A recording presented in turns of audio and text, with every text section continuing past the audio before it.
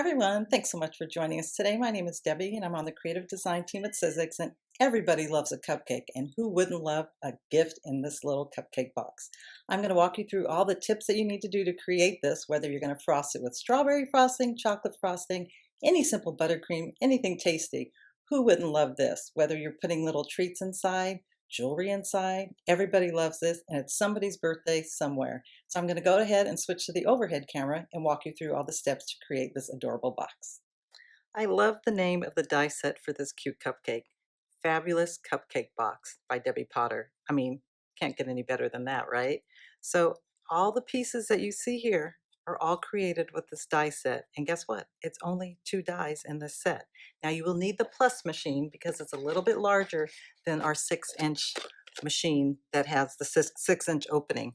But this whole piece, you cut it one time and just has the little scalloped edge to decorate your cupcakes and how your cupcake packaging, I should say.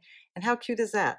Switch it up by adding a little piece of paper that has an adhesive backing or any kind of adhesive that you like to use, whether it's liquid or double-sided adhesive tape. I use our adhesive sheets that already makes it a sticker. And I'll show you, I laid it on this bottom piece, cut it off in the score lines, and it's ready to go to add to make a cute little cupcake liner for your cupcakes, for your little sweet treat. So I'm going to put this aside. So like I said, just 2 dies, and the instructions are inside, shows you exactly just photo images on how you need to put it together, but I'm going to walk you through it so you can see step by step how to do it. So I'm going to go ahead and grab my Big Shot Plus machine. This has a 9-inch opening, which is obviously larger than our 6-inch one, way larger than our Sidekick, and the same as the Big Shot Switch. But I'm going to go ahead and use the regular Big Shot machine and walk you through it. So here's the one die that creates the actual cupcake. You'll see all of these score lines here. These are the ones that you're going to need to fold your pieces just to create that one area, especially this part. This is the part that has a little bit more detail that you're going to want to make sure that is all folded perfectly along the score line. So I'm going to go ahead, run it through. I need my platform and my adapter A. Now remember, the adapter A shows you what you need to do on this panel, and this is the part for any type of die cutting with your Thinlits or framelits. Cutting pad on top. I'm sure you all know this. I just like to say it as I go, just in case you have a couple questions along the way. So make sure that you have the blade against the textured side of your paper. So always remember, the good side of the paper is against the blade. And I'm going to run it through, make sure it's all covered. If I do it like this area here is not going to cut. It'll cut, but it'll cut off the paper, and you don't want that to happen. So I have it all centered. Bring it up to the camera so you can see. This is the pattern, sorry, not the pattern, the textured side of the paper, and the blade down against the textured side. Make sure the entire bladed area is completely covering the paper. And I'll need another cutting pad on top.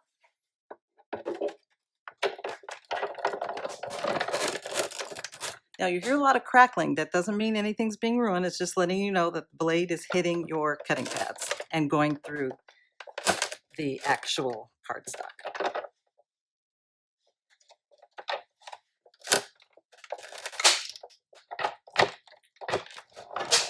And let me start this over.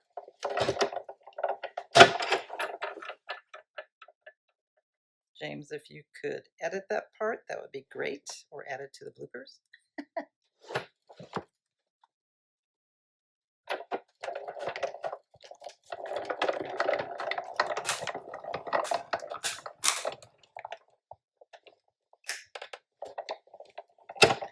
And then when I lift it up, you will be able to see that it cut through and scored exactly where it needs to be cut and scored.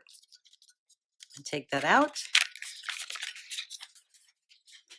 And now you can see the score lines right along here and down here, okay?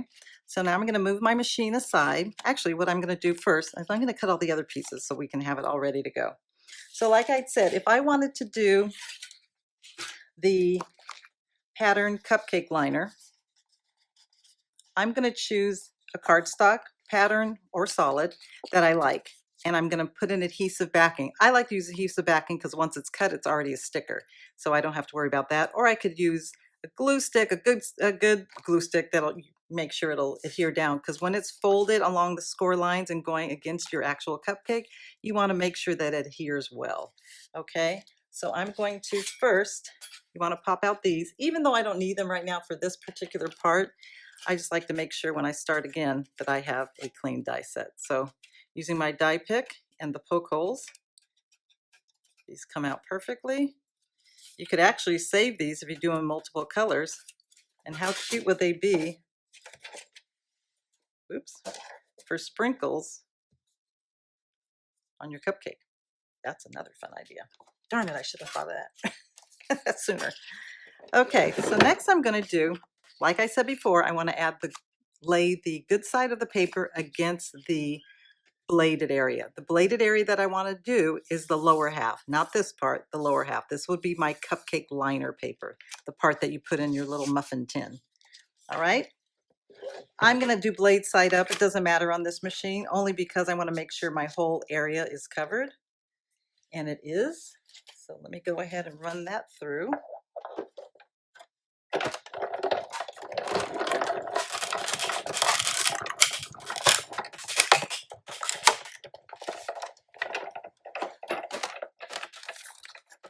So I'm not going to worry about all this part that didn't cut, because that's the part that it did cut. That's the part I don't need.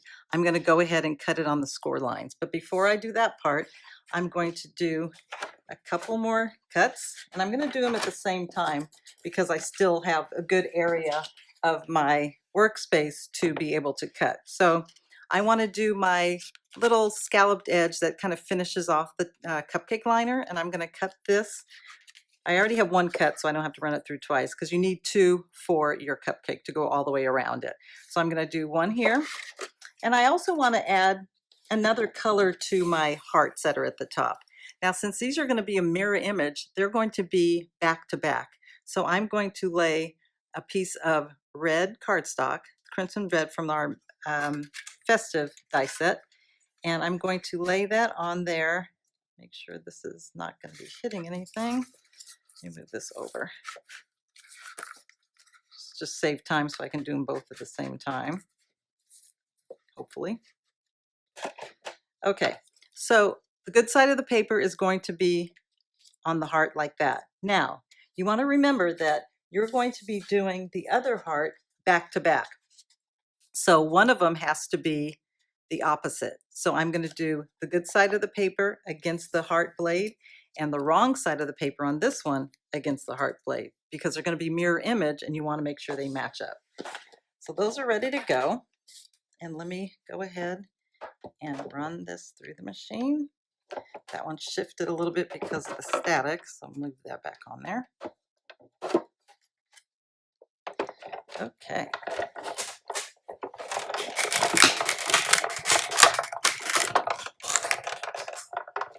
A lot of crackling going on, but don't worry about that. So I have one heart.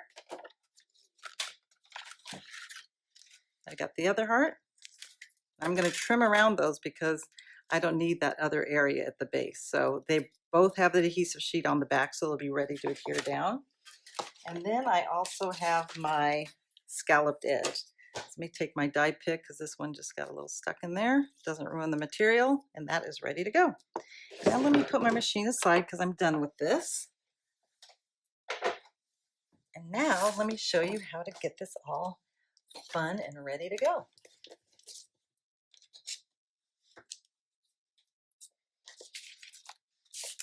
Okay, so the score lines here on my cupcake liner are right here along the edge. Since I made sure that full area was covered, now I know that it's going to be cutting, it's going to be a straight line for me to cut. So I'm going to trim that down on all the straight lines. Now you can save your excess, just because you might be able to use it, since it's already has adhesive backing, for anything later, like maybe the sprinkles of the cupcake, or cutting out hearts for another project, or decorating little dots on your cupcake liner. So I'm just going to keep cutting it around right on the score lines. and it'll line up perfectly onto your cupcake because you use the same die set and you know it matches up perfectly. Okay, that is ready to go. Now I'm going to take my cupcake itself. So what I like to do is I'm going to fully score all the lines are scored. I'm going to fold it on every area. So I like to fan fold it first just to give it the exact pressure that it needs. And then I'm going to take my tool here. I'm going to fan fold it. And then you're going to see why I need to do that, because one area is going to be going one direction and the other area is going to be going another direction. Okay, so now you see how it's going like that. Now the part here, what you want to do is this one area here that kind of looks like it's a heart shape. That's the part that's going to be in here. So as you can see, this one is folded in like a valley, but the one right below it is folded up like a mountain. So that's why I went back and forth, because now this one is folded in. Now I'm just going to make sure I do pressure here to make sure that one's folded up. And then I'm going to fold this one in, a little bit more pressure, because I know this one down below was already folded like a mountain. So I'm just going to keep going all the way around that way. The next part, this is the tricky part. So if you can see these score lines have a curve. Now that's kind of tricky to fold on a curve because regularly you would fold a straight line. So this one's tricky. You just want to just push down and just kind of curve it around like this. Same with this next side. You're going to push down because this part here is protruded up like a mountain. And the one next to it is pointed in like a valley. And this one is a mountain. So you're going mountains and valleys all the way around. What this kind of part here reminds me of is, remember the little fortune tellers you did in class? This part reminds me of that, just because you want to make sure it is folded in, and then you put your finger in there just to make sure it goes down.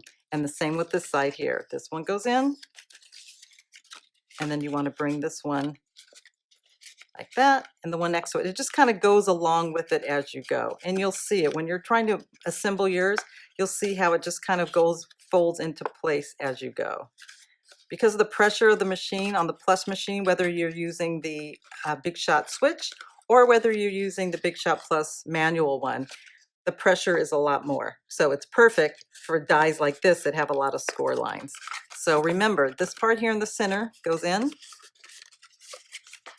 This part in the next to it goes up. So this part kind of reminds me of a heart, like I said. So this would go in like this. And this one goes up, and this one goes in, and this one goes up. Okay. Now I'm just going to show you really quick, and I have one that's already done.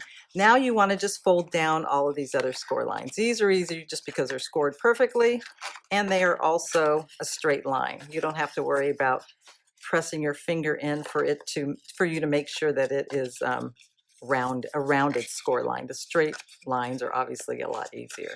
So here's the final side. This one goes this way. Just kind of rub your finger along it until you kind of realize, okay, it's got the right shape. Same with this side here. You see the score line there. Okay. Then all these pieces here, the little tabs, just fold those down. I like to manipulate them back and forth just twice, only because it'll give it a good foundation and firmness when you're assembling the actual box. So here's one that I've already done, ready to go. So if you can see, this is how it's going to look. Just kind of, I put one finger in there, pinch it. This one's here, pinch it. So you just go all the way around. All these little tabs are all folded. I forgot to refold this one. Okay, so now I'm going to go ahead and I'm going to just do my adhesive, and I'm going to use our express glue. I'm just going to put a little puddle here off to the side so I can dab my finger in it. So all the parts that you see that have a tab, those are the sides that you're going to put in adhesive, whether you're using a tape, a double-sided tape, or an actual wet glue. And then you're going to match it up with the straight edge of the side next to it. And you know it's going to match up perfectly because the sides are met matched up perfectly to adhere down. So you're going to lay it down like that. So straight edge against straight edge. Sorry, it shifted as I lifted. Shifted as I lifted. So you get to choose the icing on the cake. So this one in particular is chocolate, just because I need a little chocolate today. Hope I didn't put enough glue on there. But depends on what you want to bake with that day, or whoever's receiving the gift. If they love chocolate, this is the one for them. If they like strawberry, which is perfectly in season because it's that time of year, and this is when this is released during springtime, spring and summertime, so it's perfect. And cupcakes make everybody happy. So a gift inside of a cupcake, how great is that? So I'm going to let that sit just for a second. My fingers are nice and dirty, so don't mind those. Okay, this last tab is this long one. I'm going to put a little dab of glue on here. Wipe off the excess so it doesn't get all over the rest of the box. I'm going to just kind of lay those little tabs inside. And since this is a straight line against the straight line of the score on the one that matches up against it, you know it's going to match up perfectly. Just hold that side down just to get it a little dry. So this will give a more of a substantial base to your box with these two adhered down there. So I'm just going to put it down there. And you see those little triangle ones on the inside? Those will stay unadhered. You can adhere them if you'd like, but they stay flat and they just kind of lay up against it. Okay, so now what you want to do is I'm going to trim these little hearts that I had cut just so I can have them adhered to the heart there, and then ready to close it all up. So I'm going to trim off these edges. Now remember, it's not a pointed heart base because it has this base here. So it's not going to be a point. Make sure that stays glued. So it depends on what you're going to put inside of your box. You can glue those tabs down just to give it a firmer base, or you can just cut a a panel on the inside just to make sure that it does stay down. So since there's nothing in this box, it's a little light, I'm going to put a little bit of glue on the base. So I actually am going to glue up those triangles. Not completely necessary, but it does help with giving it a little more of a substantial, heavier bottom. So whatever you put inside will stay down. So I changed my mind. I think I do like the base adhered. It's up to you. I think it's a personal preference. Put something light in there, like some light dollar bills. That would be a nice little added treat. Or you could throw them off and put something heavy in there and then money. That'll make them even more excited. So like I showed you before, I had done this in two. I cut that with the wrong side against the blade and one with the right side against the blade, just because I know they're going to be matching up against each other, and you want to make sure that it does stay adhered, or so the mirror image will make sense.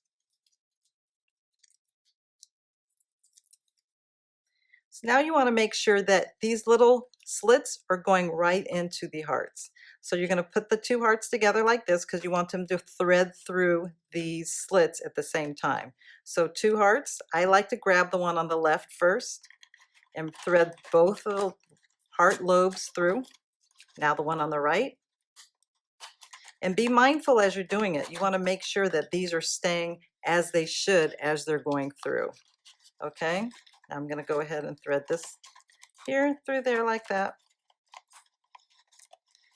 Be careful because those hearts with the adhered red on it, you want to make sure it doesn't tear.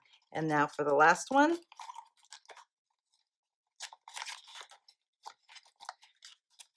How yummy does that look? Looks good already. That's a muffin. Muffins don't have, well, they do have a decorative tin, but they don't have a cherry on top, but that looks like a delicious muffin. Now I'm hungry. So here's the little piece that I had cut. This is the paper liner for your cupcake. Like I showed you, I had already put adhesive sheets on the back. peel it all the way off. And I like to find the edge where it started or where it ended. So this is the part that I'm going to lay it up against. Just rub it down and continue along. As you go, lift it and don't bear down too hard as you go, because you want to make sure it stays right on the score line as you go. So the score line is going to match up with the score line of your cupcake. Just continue along. You could use a wet glue instead of the adhesive sheets, depends on what you have handy or what your preference is, but they do match up perfectly. Just rub it along as you go. If you want to, if you're not sure if the ends will adhere down, since that's the part that might pull away, you can use a wet glue in addition to your adhesive sheet, but our adhesive sheets are pretty strong, so that was a perfect way to go. Now, I had already cut 2 of my little scalloped edges, and this was the one die that also came with the die set. So that's the edge I used. Now you do need 2 pieces to create the full area that you want to line it up against on the cupcake box. So peel off the adhesive backing or whatever adhesive you're using, and it's a straight edge, so the straight edge will line up against the straight edge. So I'm going to bear down, just kind of rub it as I go.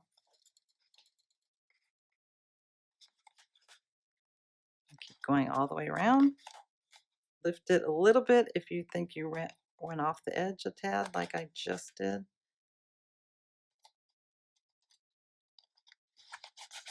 And if you're happy with how it went, just rub it again. And here's the final little added piece.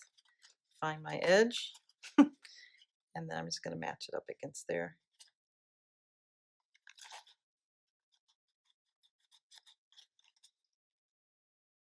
And keep going.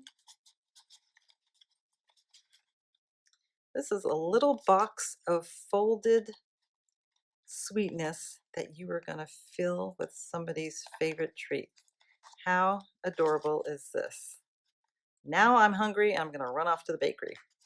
I hope you've loved this. It's so much fun to put together. Have a bunch of pieces already cut, a bunch of different flavored batter, a bunch of different cupcake liners, scallops, add some little perils along the side, add some little adhesive sheets, maybe a little sprinkle of paint, take your little acrylic paints and flick it onto here, multiple colors, a little confetti cake. How cute is that?